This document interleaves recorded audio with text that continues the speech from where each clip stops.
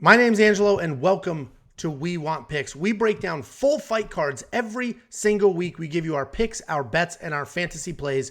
Make sure you like and subscribe so you don't miss any of our content. And this is brought to you by Earn You. Earn You is the world's first sports and esports prediction game, allowing you to earn crypto risk-free. Check it out now at earnu.com. And ODDSJAM. ODDSJAM has the fastest real-time data integrations to spot discrepancies between different sportsbooks and helping users place risk-free bets. Check them out at oddsjam.com. Next up, at UFC Vegas 51, we have Mayra Bueno Silva taking on Wu Yanan.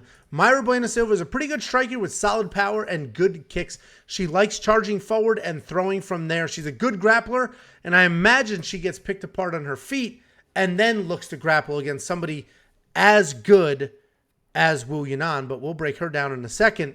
The problem is she doesn't have very good wrestling, so even if she wants to get into a ground and grappling game, I'm not sure that she can because she can't dictate the wrestling. Wu Yanan is a very good Muay Thai striker who has been grappling if she needs it as well. She moves well and has good volume.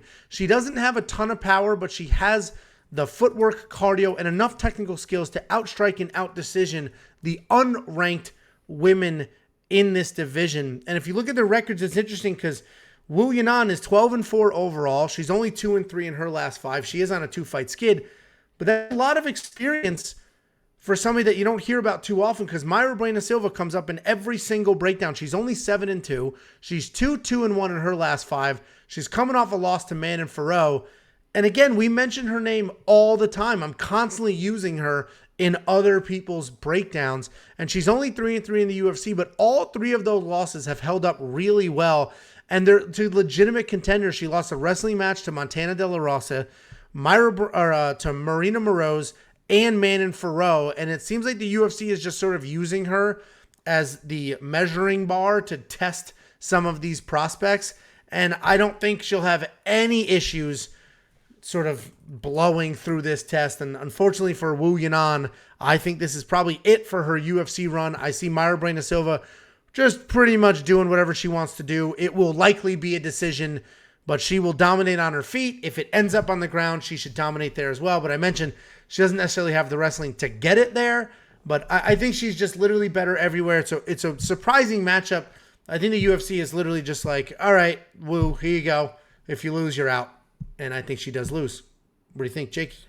I see it a little bit different. I definitely think Bueno Silva is the play, but Wu, I think, has the wrestling advantage, and I think that's really her only path to victory is to get the takedowns that she needs and try to control Bueno Silva on the ground.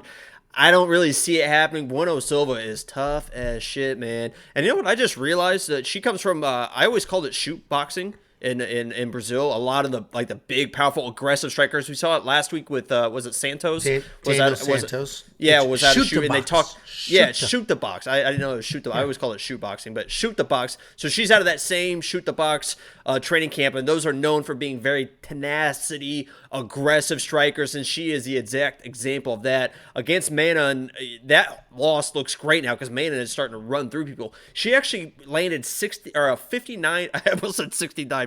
What a Freudian slip that was.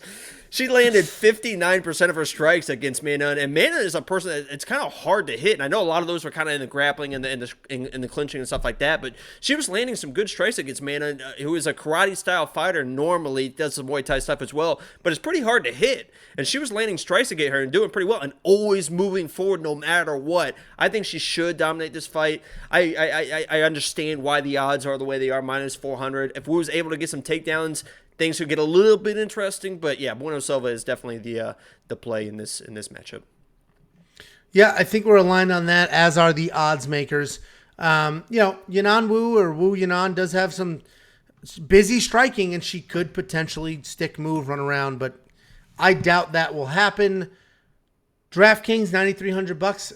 You got to hope for a stoppage, and I don't think there's a stoppage. What do you think?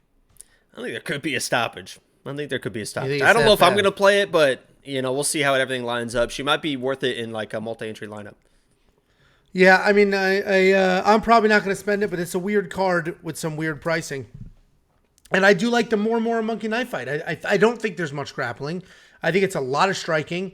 And I think, if you look at the stats in the previous slide, they have negative striking differentials, which means they're both hit a ton.